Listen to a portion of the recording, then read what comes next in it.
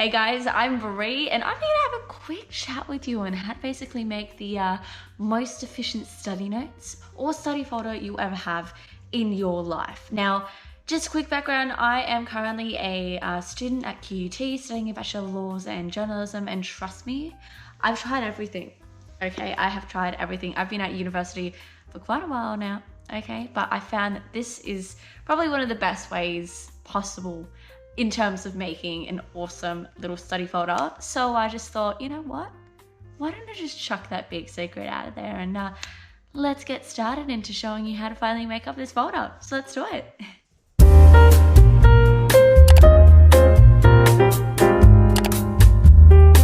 Now guys, in case if you are wondering what a study folder looks like, it looks something like this, okay? It's about the size of this, so it's pretty hefty. Now be mindful, it probably won't be as big for yours, okay? Probably not as massive, but because I am studying law, it's pretty intense, okay? This is only for one subject as well. This isn't for all subjects. Again, last semester, I completely bummed out. Like I did really bad, okay? But with this is something else. This saved my life, okay? Now, I'm gonna quickly tell you a couple of things that you may need in terms of making this folder. So the first thing that you will need is you're obviously gonna need a massive folder, okay? Get yourself a folder that you feel comfortable using, bring around with you, all that type of stuff. You also probably need a laminator, okay? Because a lot of the stuff that I use, for example, this front page is laminated. I then glued it on, okay? Simply because I like it to look fancy. Now, the other thing that you will need is definitely a printer, some paper, possibly some A4 paper is what I recommend. You're also going to need some plastic sleeves, as well as a couple of the, I always forget what they're called, but they're like a file separator.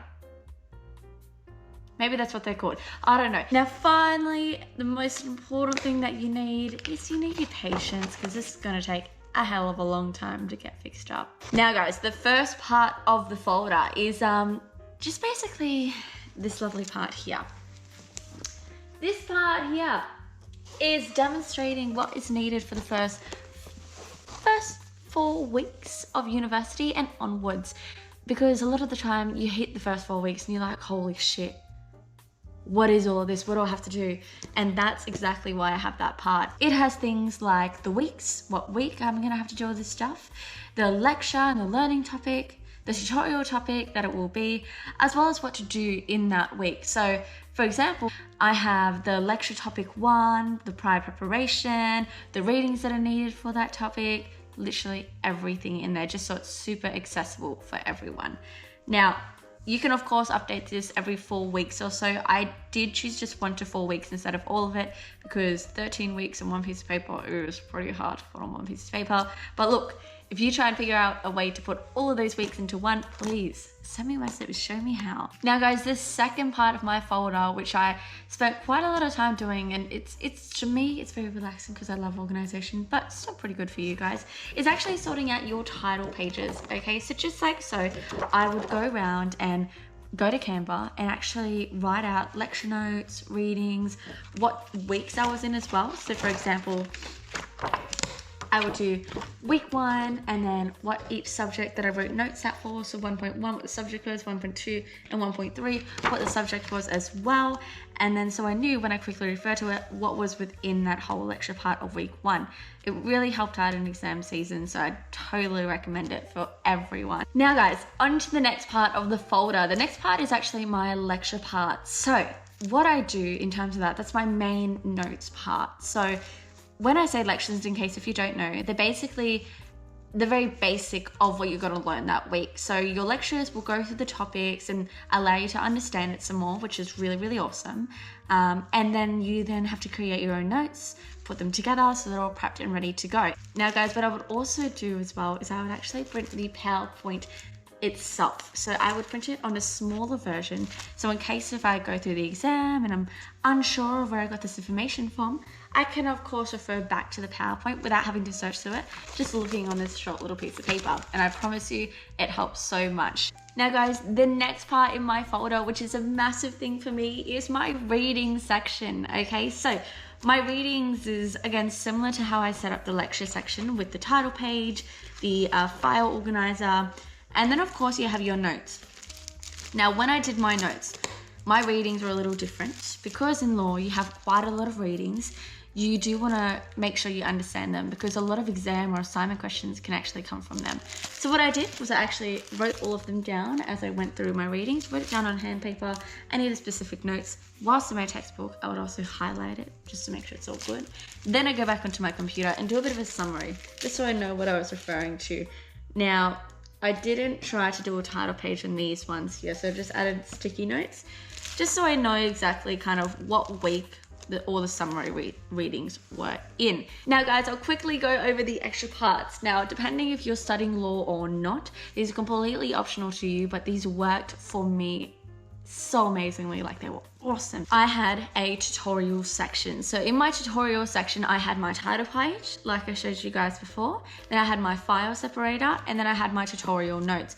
So what I would actually do is I would first print out the notes that I'd need for that tutorial, then I'd write out all of my notes on that piece of paper, and then go back over and actually write out all of the notes or what we did in that tutorial, just so I can remember and refer back to it, because the main thing is, in tutorials, it's more about putting your knowledge into practical use.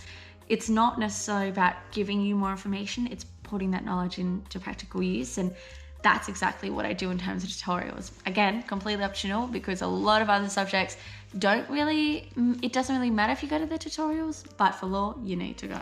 Now, the other optional part that I do have, guys, is actually my case notes and summaries, which again is put in the same organization of the title page, which says case notes and summaries, the file organizer. But then I have made my own specific lovely little piece of paper, as you can see here, that is just really demonstrating all the cases and the information that is provided, and a bit of a summary on each and every single one of those.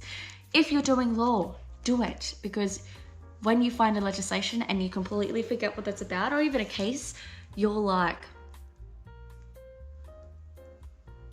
what do I do?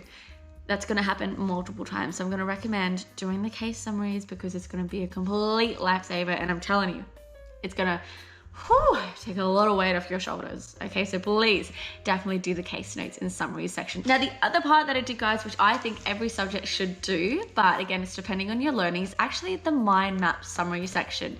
Okay, so again, I started off with the title page, and then I got my file organizer, and then I actually printed off my lovely little mind maps. Now, in terms of my mind maps, I did them differently, where I would have the outline on one side and the mind map on a different side. Now, I would create this through an app called MindNote, where it's just very fancy, very lovely, very kind. Now, finally, guys, that is everything. I hope you guys love the video, and I would love it if you guys can comment, subscribe, like. But look, I love hearing from you guys. If there's any questions whatsoever, feel free to ask. But besides that, you guys have the most amazing day. Thank you so much for tuning in, and I will see you next time. Bye, guys.